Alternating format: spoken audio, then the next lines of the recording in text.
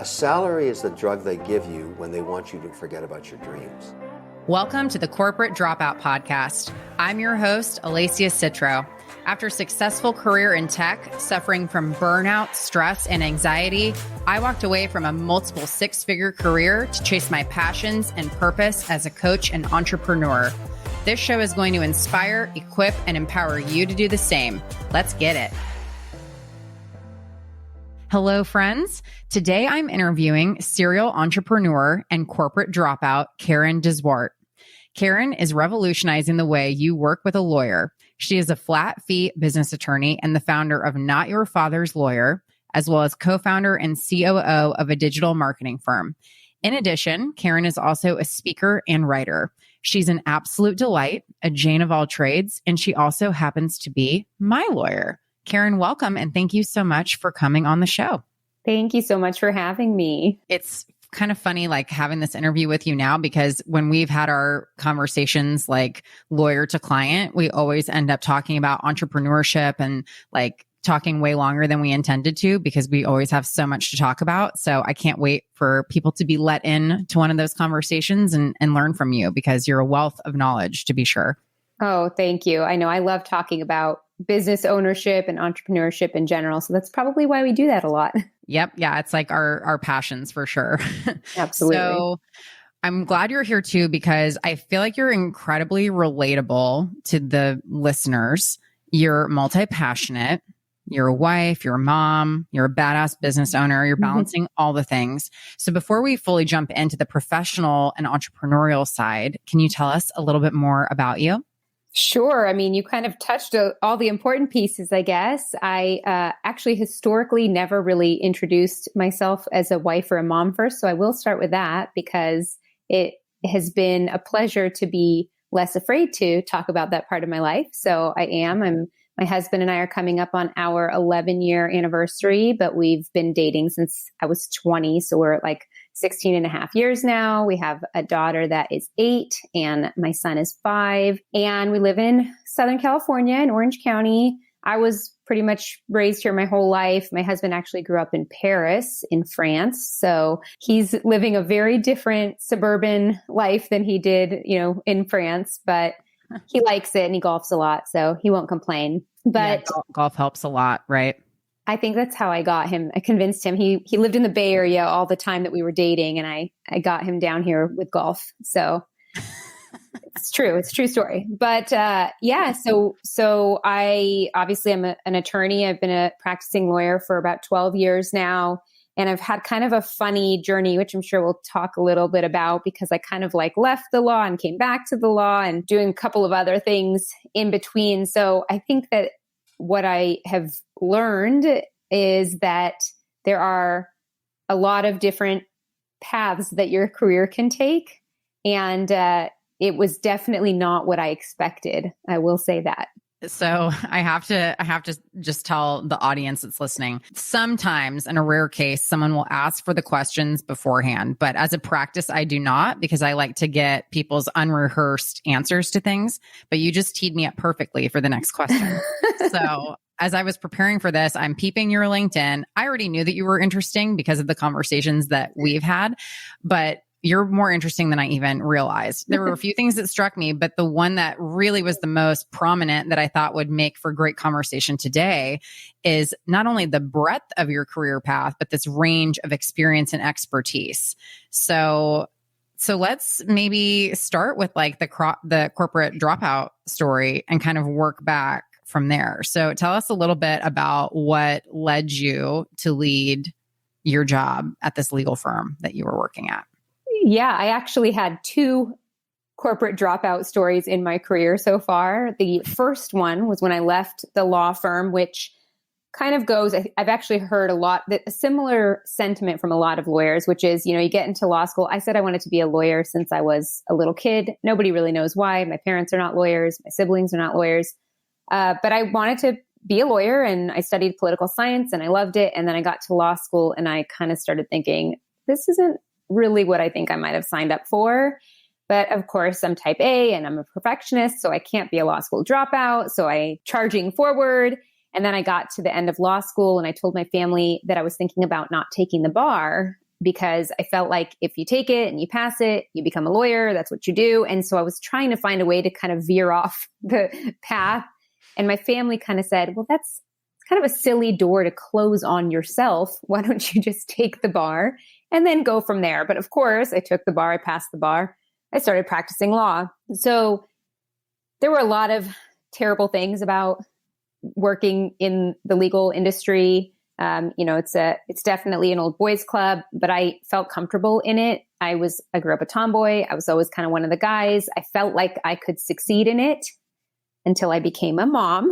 And then it became very apparent that I had two competing interests in my life, and my ambition and my commitment to who I was as a professional was always kind of hindered by the fact that I was a mom. It was very much, I was the only female attorney in my firm. It was like, don't talk about the fact that you have a 3-month-old baby at home when you come back from maternity leave. So that was really ultimately what led to my first corporate dropout. But I actually didn't leave to run my own business at the time. I went to a commercial real estate company, a large landlord developer. I was committed to not practicing law. So I kind of used similar skill set, my operations brain and negotiation and problem solving. And I took an asset management role for this landlord developer in Southern California. And I loved it. And it was so exciting. And it was so rewarding, and the pay, it was that fast pace that I loved. But kind of, time went on, and I had another child, and that was a much better experience than my law firm experience with kind of being pregnant, maternity leave. But then I took another position. I had an opportunity for a promotion, and I got really bored and started a blog about working motherhood, because why not when you're bored? And all this time I was already working on this Not Your Father's Lawyer on the side. So now I kind of had like a bunch of things in motion on accident. And what ultimately, and in the meantime, I still took another promotion with another company.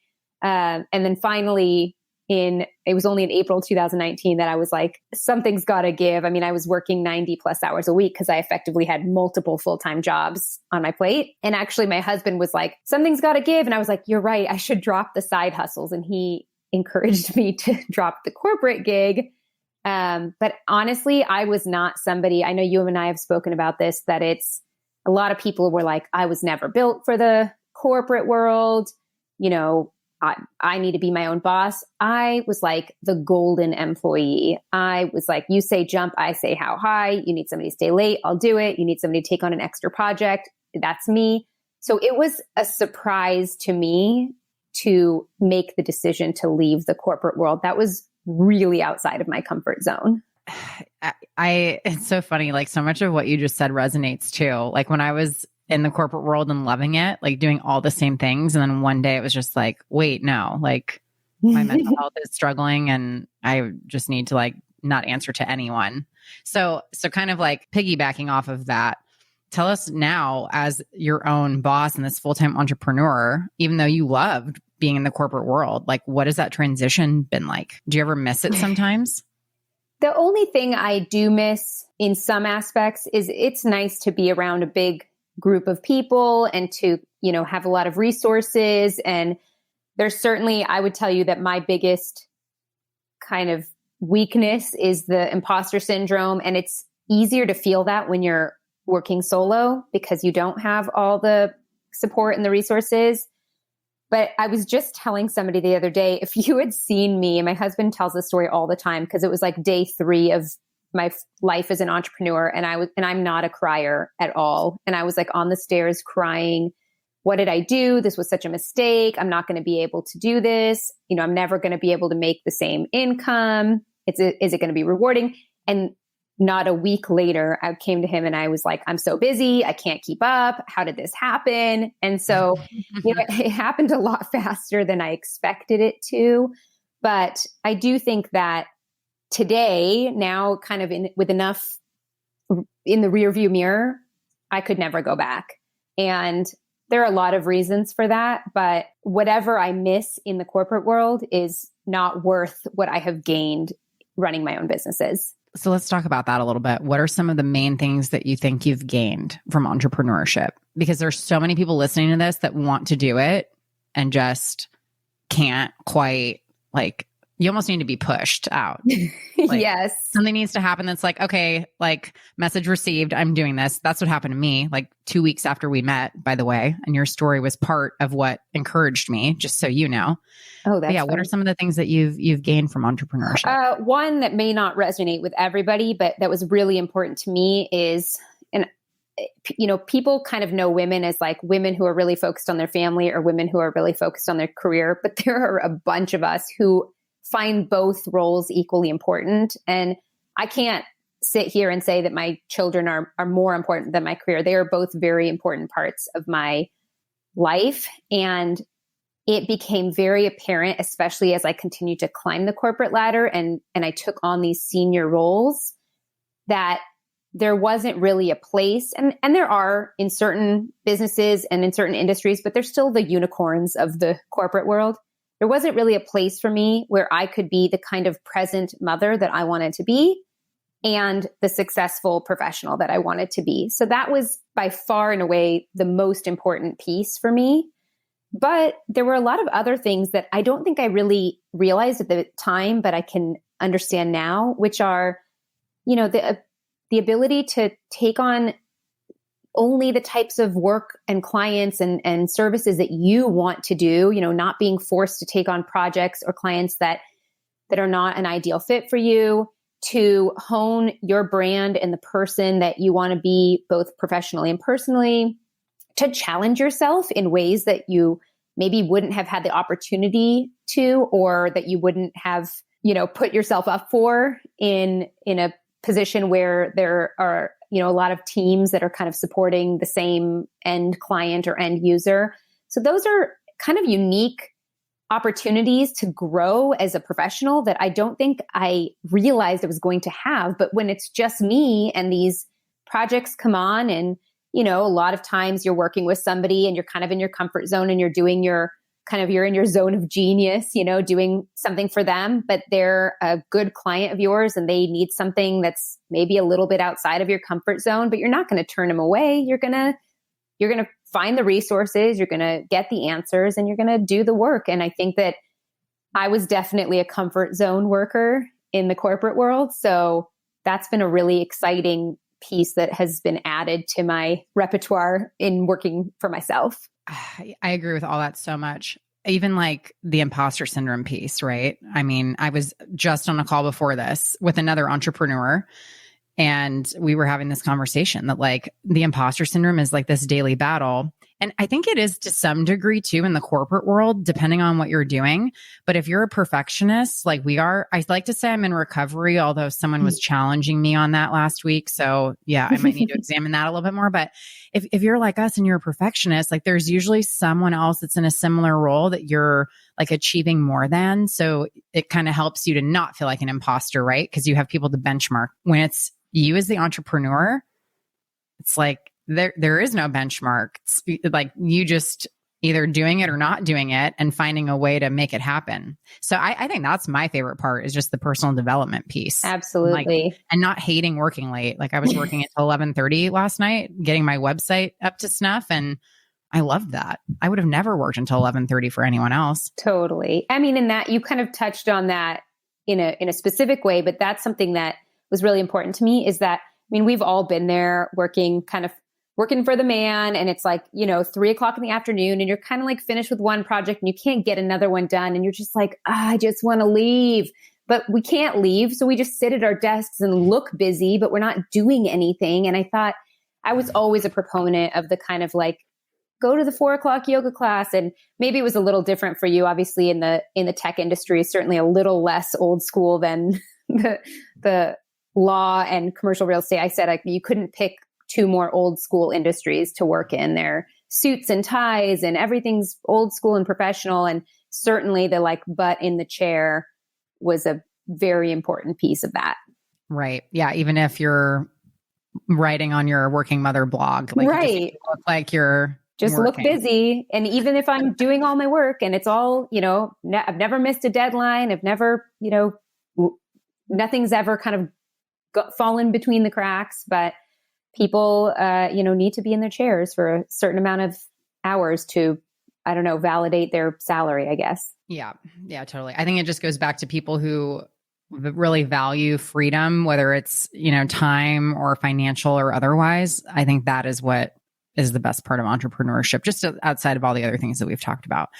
So let's talk a little bit too about the exit plan. I remember when we had talked, I think it was maybe one of our first conversations, you had put a plan in place before leaving, which I kind of had a plan and then it really got accelerated. So like maybe if you're listening, like don't do what I did and drink Tito's on a plane with your seatmate and decide to quit your job the next day. But tell us about what you put in place to know that it was like time and okay and like quote unquote safe to leave. Yes, I always say I'm like the risk averse entrepreneur. My plan was a very lengthy plan with a long timeline. I needed a really long runway. I needed a lot of certainties. And so maybe it wasn't the best version. I think somewhere between your version and my version is probably the ideal version. Mine was like, I need X dollars in our savings account. I need, to have X, average monthly revenue from what was then my side hustles to feel comfortable. And I think that also came with a big kind of those golden handcuffs are hard to let go of. They're hard to unchain yourself from, except that. And I had a real epiphany. It was only on my last day, but they, the HR exit interview was giving me kind of my information and, you have X hours of PTO at X dollars per hour. So you're going to get paid out X amount of money. And I was like, what? It's only that hourly rate? Like I make a good salary. That's very low. And at the time, and I do everything flat fee. So it's obviously not hourly, but obviously it kind of all equates to an hourly rate. And I was like, wow, I could work a third of the time I'm working right now and make the same amount of money. So that was a real epiphany for me that I didn't really think through at the time. And so I actually achieved my financial goals much earlier. I gave myself 18 months to basically make the same amount of money I was making in the corporate world before I would reconsider rejoining the corporate world. But it only took me 6 months to meet those levels and really you exceed them because obviously when you're a business owner, there's a lot of bottom line that comes back to you in a much nicer and easier way than as a W-2 employee. So, but I scheduled primarily financial goals for myself because, and I always say this, I think it's really important to be transparent. At the time, we didn't think we could, but we have since learned that we could have lived off my husband's salary without mine. But I say that because especially there's a lot of kind of, if you're in the online entrepreneur world, like on social media and you follow them, there's a lot of like, take the leap and it's worth the risk. And I'm more like, whoa, like make sure you can pay your rent or your mortgage first and put food on the table. And because and I've seen this with my own clients that, they jump, but they don't have enough runway. And so even though they could have had a business that was going to be successful and that could work out, they didn't give themselves enough time. And 3 or 4 months after starting, they're back at a job. And obviously when you're working a full-time job, you just can't put the same effort into a business that you want to take full time. And so that is primarily why I think it's so important to make that plan, primarily financially, but obviously some of the other things we've already kind of touched on, like, do you need to work in an office? Like a lot of people just work from home and it's great and it's obviously cheap to work from home.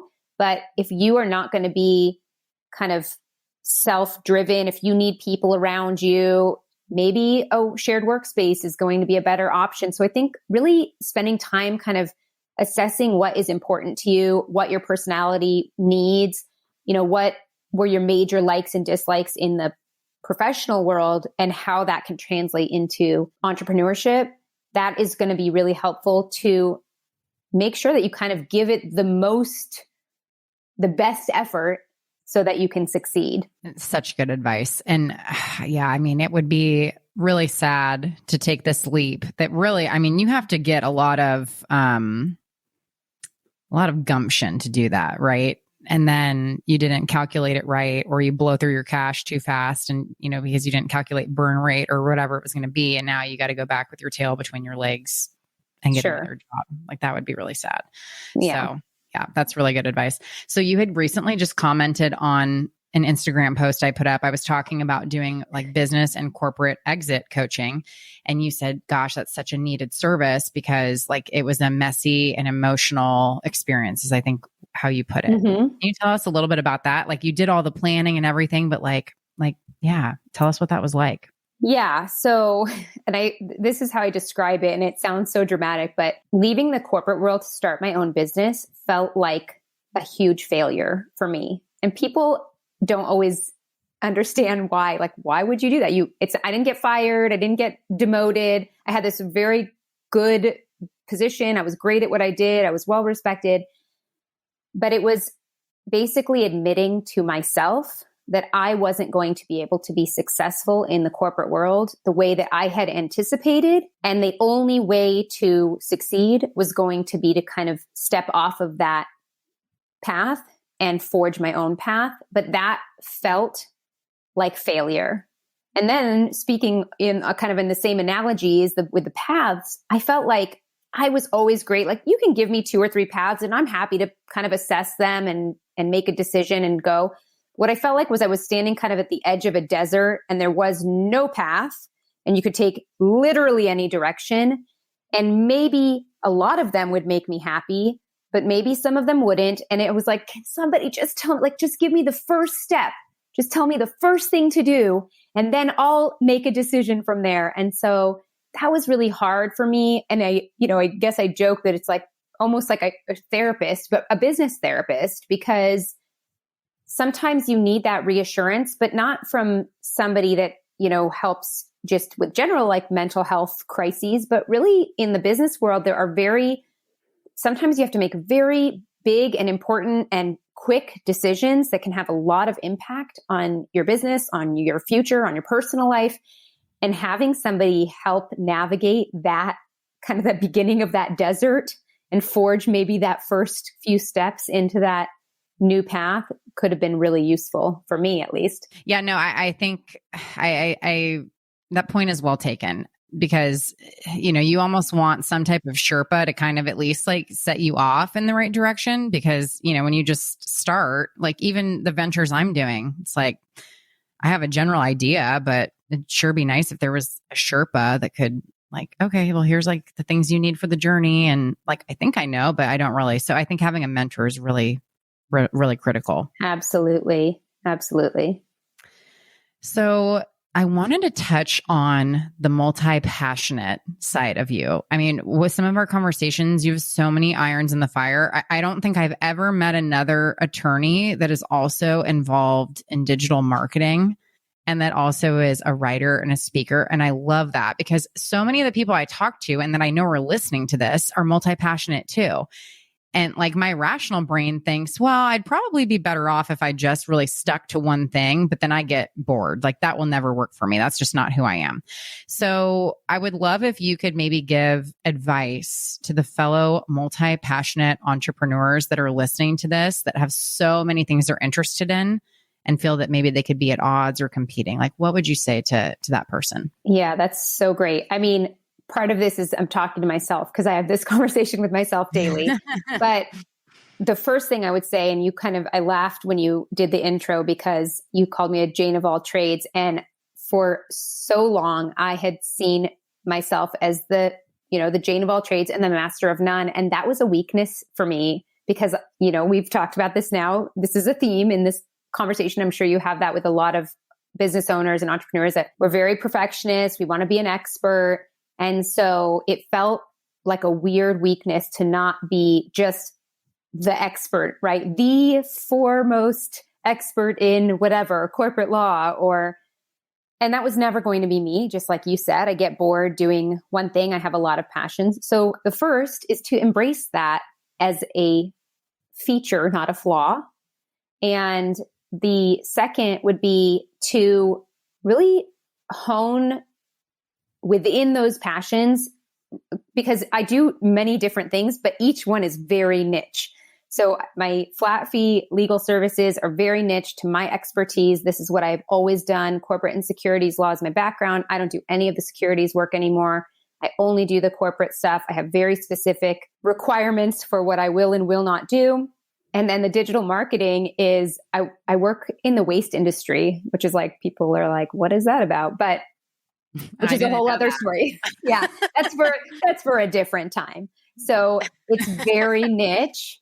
And some of the other things I kind of projects in the making are also very specific and very niche. So I think that you can have, and that's such like a buzzword, right? To like niche down. But I do think that if each of the things you are working on are very specific, then you can still tolerate the breadth of what you're doing with with multiple irons in the fire. But I do think that, and this is something I'm still working on, the context switching is very challenging. And I still don't have a perfect system. In a perfect world, I'd love to do like from, 8 to 12, I work on this business. And from 12 to 4, I work on this business. But it's never like that because somebody needs something or there's more projects on this side than this side. So finding a way to operate in multiple businesses. And I mean, when you're an entrepreneur and either a solo worker or in a small team, you're wearing a lot of hats in each of those roles. So it's not just like, oh, I've got these 2 businesses. It's like, well, I've got this business and I'm wearing 6 hats in this business, and I've got this business and I'm wearing 4 hats in this business.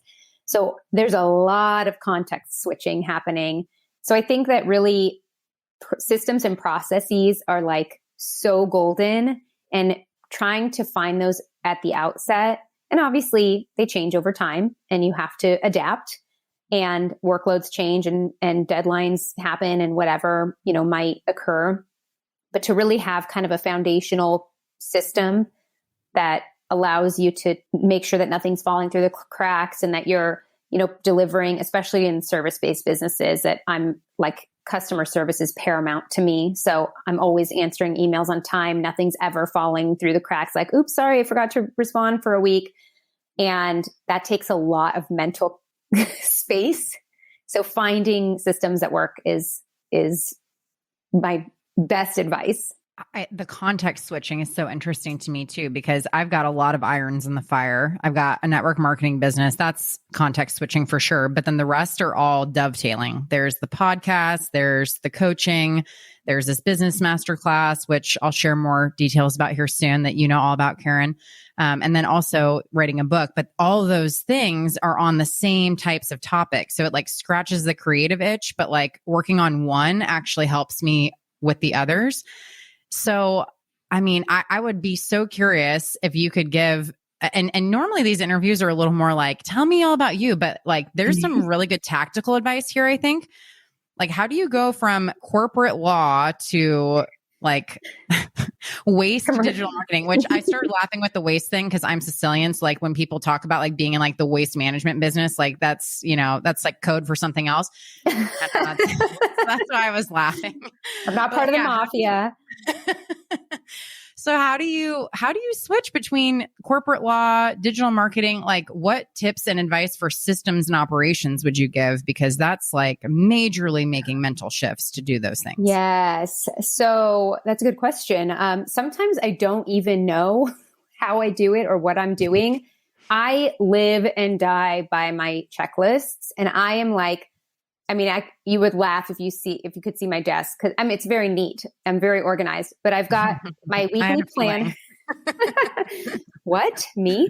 I have my weekly planner where, every day I do it all in pencil because things shift. So I have on my computer, I use a Trello board for Not Your Father's Lawyer, but actually Trello is really not working for me and my team for the digital marketing business. So we're actually kind of in transition. We're moving away from that. And I think that's important to tell yourself, like, I wanted everything to be like, I've got everything in one platform and it's so streamlined, but if it's not working, it's not working. So, but it works really well for Not Your Father's Lawyer. So if it ain't broke, don't fix it. Yeah. So that's living there. But the digital marketing is kind of in flux right now. We're moving into a different system. I have a notebook that I keep like a kind of a weekly running list of all of my work for both businesses, plus kind of the other things that I have going on. And then I have a master calendar that I use almost exclusively. You'll love that. Google. I use almost exclusively Google. Yeah. If it's not in Google Calendar, it doesn't exist. Yeah. And I love Google Calendar because I have G Suite for all of my businesses. And so everything's overlapped. So like when my Calendly, when people want to book with Not Your Father's Lawyer, I needed everything to be in one calendar, but I can't manually update that. So on G Suite, I just invite all the calendars so that all of my busyness is on, including my personal calendar. So like people can't book over my daughter's soccer practice and stuff. So that was really imperative. And then my husband and I we have a family calendar, but for the most part, we just invite each other to any personal things so that we are kind of in, good communication for our family life. And we have invited, because he works mostly in G Suite too, we have invited each other in the past, but then our calendars get so messy with each other's meetings on it. So we don't do that. But I have the ability to kind of click on it if I want to see it. So that is really big for me. And then the kind of the lists and then the sub lists, I kind of joke, right? It's like my overall list for the week and then my sub list of like, what am I doing today? And if something doesn't get done, it gets moved to the next day.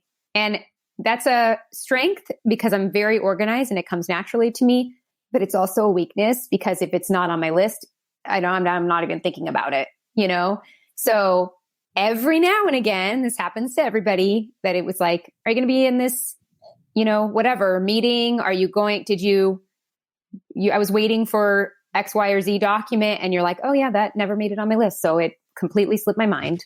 It wasn't in my brain. It was not something that was needed to be done. So I think that finding, again, a system that works for you, because obviously everybody's personality is different. Some people, especially, I'm very type A and like analytical. So everything's like systems and organization, but a lot of creatives are like, yeah, that's not for me. So I don't think any one system works, but I do think that there are so many cool platforms out there. And a lot of them, like the free, a lot of them are freemium models. So there's a free version and then you can pay up, to upgrade.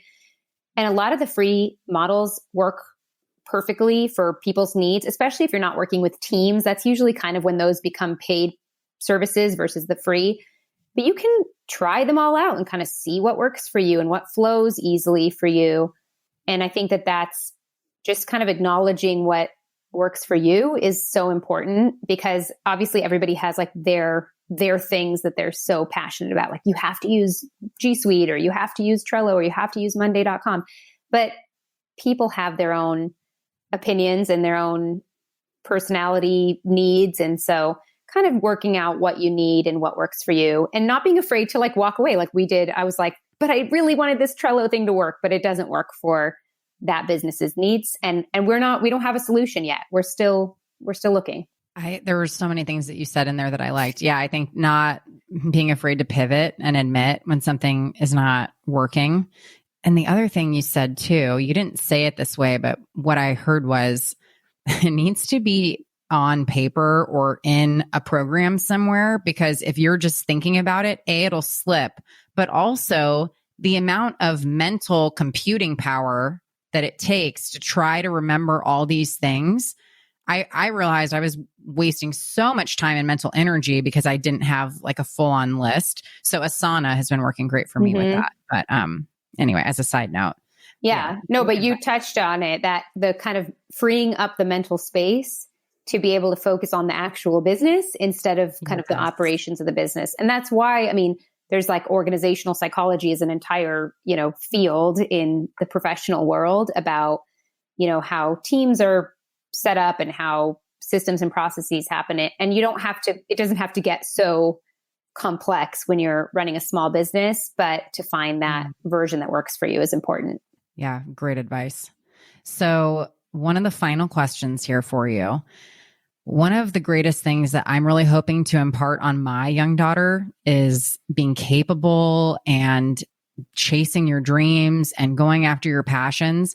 And I really want to try to cultivate the spirit of entrepreneurship in her. Can you tell me if and how you're doing that with your kids?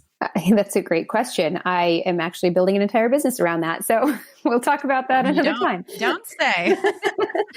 I love that. So I mean, my kids are pretty young, not as young as your daughter, I know, but 8 and 5. So they can't really be involved in the business in any substantive way, but they have I mean, first of all, they see me working a lot, especially because I'm at home and, evenings and weekends bleed into my work week, and they ask what I'm doing and I take the time to explain when they ask. Or we do a family at night when we have dinner, we do like highs and lows of the day. Everybody goes through kind of their highs and lows. And, my husband and I obviously talk about work a lot. And so sharing kind of the trials and tribulations of running a business, and then involving them where I can. So, if there's filing to be done, or if my son who's 5, he loves to just play on the computer. So can I click that? Can I hit print? Oh, you're going to move that document. Can you show me how? And, substantively, he's not learning anything about entrepreneurship, but understanding, kind of getting comfortable using the computer. And, those are things that I think are important. And then really just fostering creativity, because really what I believe, and this is true of entrepreneurship, but also even just being a worker in a business, still requires entrepreneurial skills, which is, creativity and innovation and guts, and so fostering those in any number of ways. So my daughter she's got all these business ideas that she's always talking about. We kind of ask her questions and let her kind of marinate on the issues. And one thing that she really wants to, that she's interested in pursuing, we said, put some stuff together and put a plan together, and we'll see if we can let you kind of go out there and try it out and take something to market and see if it works. And I think there's so many cool ways you can involve kids in the entrepreneurial process and just fostering their creativity and not shutting them down, not shutting down their excitement about things, even if it's like something that's totally crap and won't work, Or something that's highly inconvenient for us. Yes. Right? Yes. Yeah. Which that's easier said than done sometimes, but absolutely really solid advice. So yesterday I interviewed Taylor Shoup, the co-founder of Stance Socks. So his episode will drop a week before this one. And he was sharing that growing up as a kid, they only got presents for birthday and for Christmas, I think he said. So he would always ask for something that could produce something else and allow him to make money so that he would have spending money. So he was talking about, I think he's mentioned like a snow cone machine and like a cotton candy machine, just always looking for ways to produce. So that I thought was something that's another interesting way to encourage your children to make things and I love that provide value in a way. Yeah, that's so cool. Well, I'm so grateful for you coming on the show today. And I'm excited for the mini episode we're going to record right after this with your tactical business tip. Do you want to share a little bit of what you'll be talking about? Yeah, I mean, I think that if there's a thesis for the tactical business tip, it's just to not be afraid of what you don't know. And we'll talk a little bit about kind of the different elements to consider, legally speaking, when running a business. As you always put it in your email newsletter, you call it being legally legit. Yeah, which I love. You should trademark that. Have you yet? I have not. I think you should. We could get shirts made or something. I like it. So Keren, where can people find you? Where can they connect with you? How can they work with you if they need a business lawyer? You can find me. My website is notyourfatherslawyer.com, and my Instagram and Facebook handles, I'm mostly on Instagram, is at notyourfatherslawyer. And that's where I am. Or you can email me. My name is spelled funny though. It's Keren, Keren at nyfl.law. So it's like notyourfatherslawyer.law. Yeah. And seriously, any of you listening to this, would they need to live in the state of California out of curiosity? Or no, that's a great question as well. Yeah, it's a great question. I work with clients all over. I mean, as you know, business has no borders. So I work with clients all over the country and actually internationally as well. And, here and there are certain things I can't or won't do outside of the state, but entity formations and contracts and most of what I do, trademark, is federal anyway. So all of that is wherever you reside in the United States. I cannot speak highly enough about you too. We were connected through my wonderful insurance agent. So shout out to Chris Ferraro, who has the best network. But yeah, I mean, you've just been such a joy to work with and have helped me so much and made it so simple. So if any of you need entity formation or anything like that, you need to hit Keren up. Thank you. Well, thanks so much for coming on. And thanks to all of you for listening. Be sure to join us after this. Tomorrow, our mini episode with Keren on a business tip will drop, and you'll want to make sure to tune in. Thank you so much for listening to the show. If today's episode added value to your life in some way, please subscribe, leave a 5-star review, and share it with someone who needs this. I'd love to connect with you on Instagram and hear how the show has inspired you. So tag me or slide into the DMs. Find me at Corporate Dropout Official or Alacia Citro. That's ALESSIACITRO and 2 underscores. Until next time, remember that you're a badass, stay focused, stay hungry, and dare to drop out.